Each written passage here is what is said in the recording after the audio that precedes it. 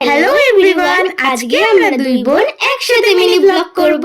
আর আজকে আমরা দুই বোন মিলে যাচ্ছিলাম আমাদের পাড়ারই একটা বোনের জন্মদিনে নেমন্তন্ন খেতে। আর এই কিউট টেডি বিয়ারটা কেন হয়েছিল এই বোনটার জন্য, কিন্তু আমি আর আমার দিদি নিয়ে ওটাকে ঢং করছিলাম। তারপর টেডি বিয়ার হাতে নিয়ে নেমন্তন্ন বাড়ি চলে গেলাম আর বার্থডে গার্লকে গিফট করে দিলাম। গিফট দেওয়ার পর আমি আর আমার দিদি চলে গেলাম ফুচকা স্টলে ফুচকা খেতে। কিন্তু এই ফুচকাটা অনেক ঝাল করে দিয়েছিল। আরে না না, আমার দিদি একটুও ঝাল খেতে পারে না, তাই এমনি বলছে।